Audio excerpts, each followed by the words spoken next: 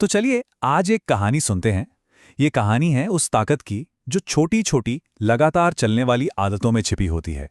एक ऐसी आदत जो किसी की भी जिंदगी बदल सकती है। और इसकी शुरुआत होती है एक छोटे से गांव से और एक पिता रामलाल से। ये आप समझिए सिर्फ शब्द नहीं थे। ये वो गहरी सलाह थी जो पिता रामलाल ने अपने बेटे अर्जुन को दी थी। एक ऐसी सलाह जिसने एक बिल्कुल अलग भविष्य का बीज बो दिया। मतलब साफ था, अगर सीखना बंद कर दिया तो जिंदगी तुम्हें बस एक मजदूर बनाकर रख देगी। और बस यहीं से शुरू होता है हमारी कहानी का पहला पड़ाव। अर्जुन ने फैसला किया कि वो अपना गांव छोड़कर शहर जाएगा। वो सिर्फ अपने पिता की तरह उम्र भर कड़ी मेहनत नहीं करना चाहता था। नहीं, वो अपनी जिंदगी की कहानी खुद लिखने निकला था।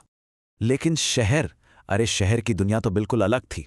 शहर ने उसका बाहें फैलाकर स्वागत नहीं किया, बल्कि सवाल किया, तू है कौन? शुरुआत बहुत मुश्किल थी। हर दिन एक नई चुनौती। पर अर्जुन ने हार नहीं मानी।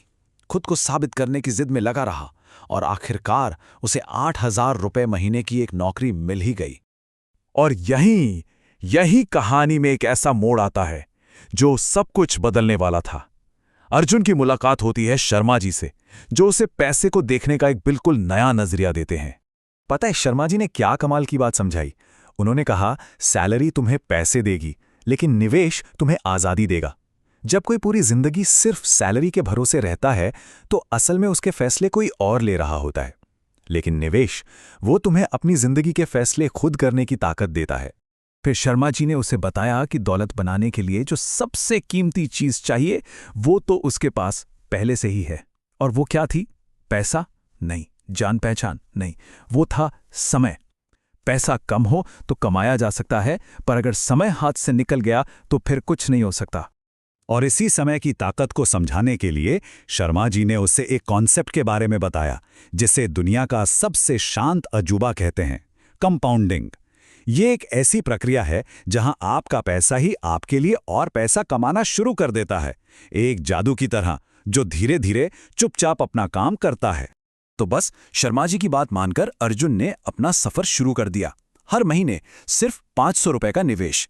लेकिन अब जो दौर आने वाला था वो था सब्र का असली इम्तिहान। देखते ही देखते 5 साल गुजर गए। हर महीने की पहली तारीख को 500 रुपए अकाउंट से कट जाते। 30,000 रुपए इन्वेस्ट हो चुके थे। लेकिन अर्जुन की जिंदगी में कोई बड़ा बदलाव नहीं आया, कोई चमत्कार नहीं हुआ। और जानते हैं, यही वो पॉइंट है जहां ज्यादातर लोग हिम्मत हार जाते हैं। तो अर्जुन के मन में भी वही सवाल आया, कहीं मैं बेवकूफ़ी तो नहीं कर रहा? ये सब सच में काम भी करता या नहीं? जब कोई खास नतीजा ना दिखे तो शक होना बहुत नेचुरल है। ये वो एहसास है जो निवेश शुरू करने वाले लगभग हर इंसान को होता है।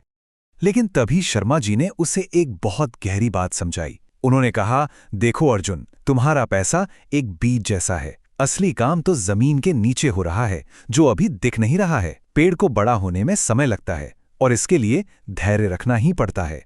अच्छा, अब अर्जुन का विश्वास और सब्र तो मजबूत हो रहा था, लेकिन उसके सामने एक और बड़ी परीक्षा आने वाली थी।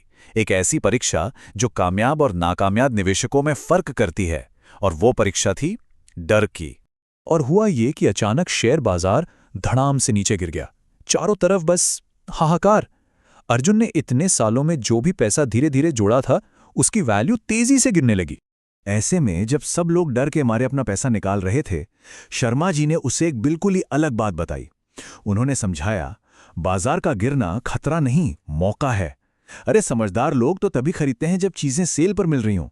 तो बस अर्जुन ने अपने डर पर काबू पा लिया। उसने अपना अनुशासन बनाए रखा। साल गुजरते गए, मार्केट ऊपर नीचे होता रहा, लेकिन उसकी 500 रुपए की आदत नहीं बदली। तो चलिए अब देखते हैं कि जबरदस्त अनुशासन का आखिर में हुआ क्या। कहानी अब 20 साल से भी ज्यादा आगे आ चुकी है। उस छोटी सी आदत को अपना जादू दिखाने का पूरा मौका मिल चुका था। एक बिल्कुल नॉर्मल सा दिन था।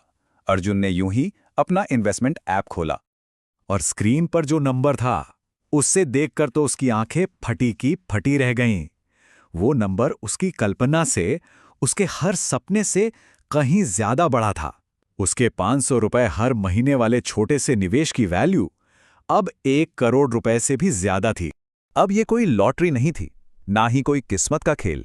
ये जीत थी अनुशासन की, धैर्य की और उसे छोटी सी आदत की जिसे उसने कभी टूटने नहीं दिया।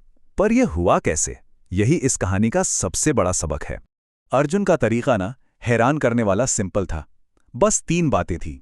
एक छोटी सी शुरुआत, दूसरा उसे बिना रोके लगातार करते रहना, और तीसरा सब्र, बस इंतजार करना।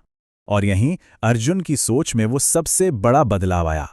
उसकी असली कामयाबी तब नहीं मिली जब वो जल्दी अमीर बनने के पीछे भाग रहा था, बल्कि तब मिली जब उसने जल्दी अमीर बनने की सोच को ही छोड़ दिया।